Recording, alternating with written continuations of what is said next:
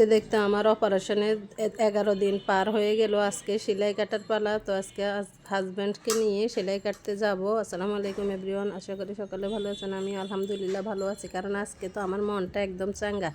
কারণ আজকে অনেক দিন পর আমার হাজব্যান্ড আমার সাথে যাবে ডাক্তারের কাছে। তো একটু নিজের কাছেও তো ভালো লাগতেছে, কারণ ওকে তো খুঁজে পাই না। একদম চোখে সরিষার তেল দিলে ওকে খুঁজে পাওয়া যায় না, কারণ উনি অনেক ব্যস্ত মানুষ। তো এখন দেখতেছে বাসায় কোনো মানুষ নাই, ভাবিরাও চলে গেছে, কারণ সবারই তো বাচ্চা কাচ্চারও এখন ভর্তি ক্লাস, এই জন্য চলে গেছে। তো কয়দিন থাকবে বলেন তো, সবার পরিবার আছে তো গেছে। এখন তো আমার সেলাই কাটার ডেট, ডাক্তারও ফোন দিছে, বলছে আসো না কেন, আসো ওকে নিয়ে। তো এখন ও গেছে হাসপাতালের সামনে। দেখেন কি সুন্দর এই পরিবেশগুলো, অনেক ভালো লাগে। এখানে ফুলের গাছ, অনেক সুন্দর করে ফুলের গাছগুলো লাগাইছে।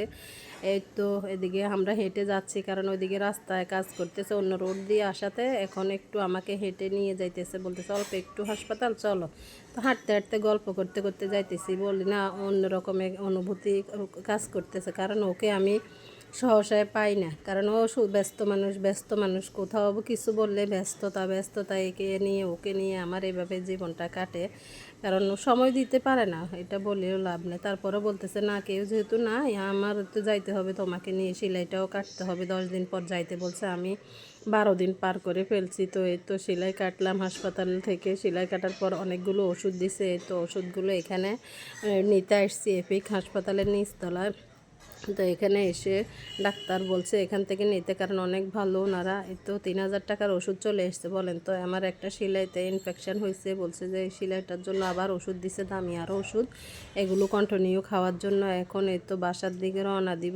মনে মনে বলি আমার খিদায় তো পেট চুঁচু করতেছে, বলেও না যে কিছু খাবো। বলেন তো আমি বললে খাওয়াইব, এটা কি কোনো কথা?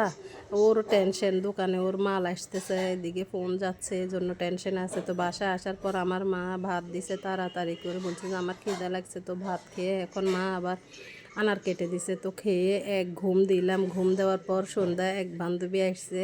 বান্ধবী আজকে খোলা জালি পিঠা বানাইয়ে খাওয়াবে। তো আসতে খোলাও নিয়ে আসছে। এখন আজকে দেখাই দিবা আমাকে, সে শিখাই দিচ্ছে কেমনে বানাইতে হয়। তো বলে উনি খোলা নিয়ে এসছে, ওনার খোলা এগুলো আমারও আছে, কিন্তু আমারটা তো নতুন। বলতেছে না, পুরাতনটাতে ভালো হবে। তো হাঁসের ডিম দিয়ে, এখানে চালের গুঁড়ো দিয়ে সুন্দর করে খোলা জালি পিঠা বানাবে। আর খেজুরের রাব আছে বাসায়, এইগুলো দিয়ে খেতে তো অনেক মজা লাগে। তো বাচ্চারাও পছন্দ করে।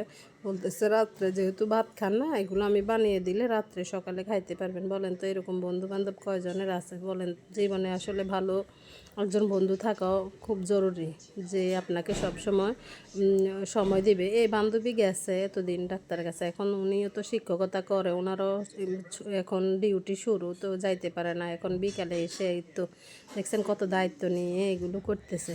তো এরকম সৌভাগ্য কার কার আছে বলেন তো? বান্ধবী বাসায় এসে নাস্তা বানিয়ে খাওয়াচ্ছে, আগেও বাসা থেকে বানিয়ে খাওয়াইছে। এখন তো আমি স্বচক্ষে দেখার জন্য, আর ওনার যেহেতু সিলিন্ডার বলছি, এখন সিলিন্ডারের অনেক দাম বাজারে। আপনার সিলিন্ডারে করার দরকার না, আমার যেহেতু লাইনের গ্যাস, আপনি আমার বাসায় এসে গ্যাসে করেন। বান্ধবীকে কষ্ট দিতেছি, বলতেছি আপনাকে নিজে আমি ধরে আনছি, এখন এই তো আমাকে শিখাতে হবে। বলে যে সমস্যা না, আমি করতে রাজি আছি। উনি সুন্দর সুন্দর পিঠা বানায়, বলতেছে আমি সময় পাইলে সুন্দর সুন্দর পিঠা বানিয়ে খাওয়াবো। তো আমিও এখানে তো দেখতেছি কিভাবে কি করতেছে। এগুলো ঘুরিয়ে চামচ দিয়ে নাকি হয় না, চামচ দিলে বলতেছে যে জালিগুলো ফুটবে না। কত কিছু পিঠার, আমি পারি না, আমি এগুলো বানাইলে আমার হয় না। এই জন্য দেখেন এগুলো এখন হটপটে নিয়ে নিচ্ছি। আমার হাজব্যান্ড আসলে ওকে গরম গরম দিব, খেজুরের রাব দিয়ে। ও আবার খাইতে চায় না, ও তরকারি দিয়ে খায় বেশি। তো আমার ছেলেকেও দিলাম এদিকে। এই তো ছেলে আর আমি মিলে একটু খাইতেছি। ওইখানে ভাবি এখনও বানাইতেছে, তো আমরা মা ছেলে একটু ট্রাই করতেছি।